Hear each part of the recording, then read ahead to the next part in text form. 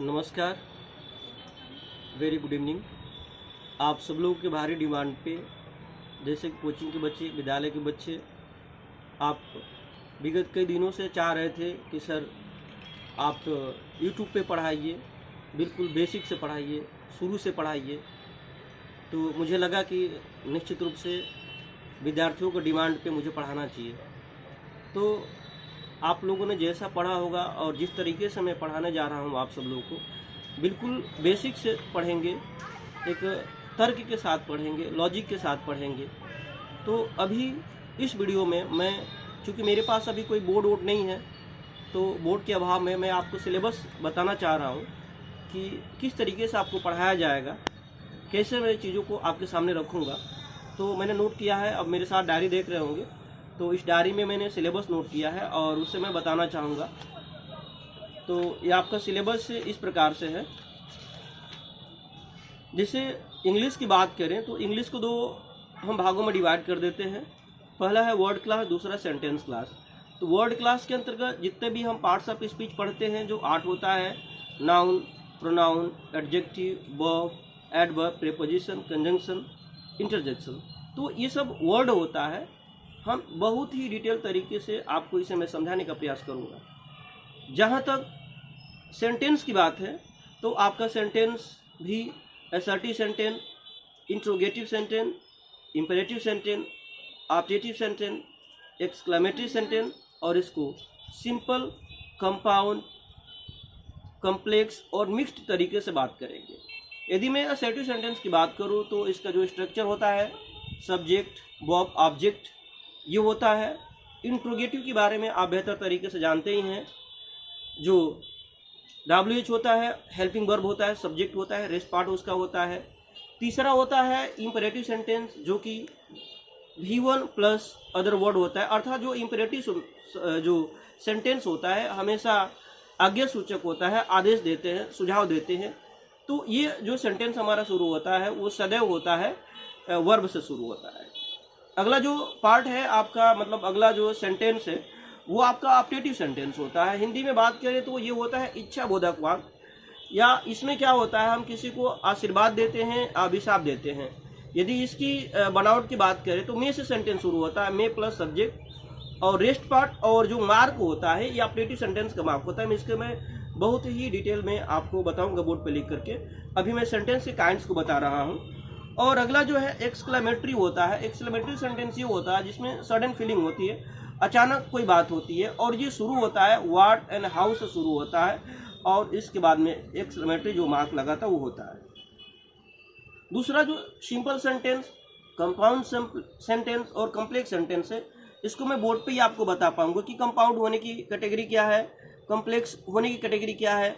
आप parts of speech के किस वर्ड को, जैसे हम कंपाउंड की बात करें तो आप कोऑर्डिनेट, सबऑर्डिनेट कंजंक्शन जो होता है, तो कोऑर्डिनेट कंजंक्शन के जो अंतर्गत आता है, अगर उसमें से कोई जो शब्द है और सेंटेंस में है तो जो सेंटेंस का जो पार्ट होता है वो कंपाउंड होगा, और सबऑर्डिनेट के अंतर्गत जो पार्ट होता है या जो वर्ड आता है उसका जो सेंटेंस होगा ये हमारा कॉम्प्लेक्स होता। दूसरा जो मिक्स्ड होगा, ये दोनों को मिलाकर के होगा। मैं बहुत ही डिटेल में आपको पढ़ाने वाला हूँ, बताने वाला हूँ। और इसके अलावा जो मैं आपको टॉपिक बताने वाला हूँ कि क्या क्या मैं पढ़ाने वाला हूँ, और बहुत डिटेल में, चूँकि आप लोग की डिमांड पे वीडियो बनाया जा रहा है। अभी बारिश भी हो रही है, तो बारिश के समय में छत पर बैठकर मैंने सोचा कि आपको सिलेबस में साझा कर दूं। तो आप सुन लीजिए। टॉपिक होगा पार्ट्स ऑफ स्पीच, जो इसको वर्ड क्लासेस बोलते हैं, जो 8 प्रकार का होता है, हम इसके बारे में जानेंगे। जो 9th नंबर पर होता है आपको टेंस पढ़ेंगे, टेंस जो वर्ब का पार्ट होता है, बहुत डिटेल में, बहुत अच्छे तरीके से पढ़ाया जाएगा।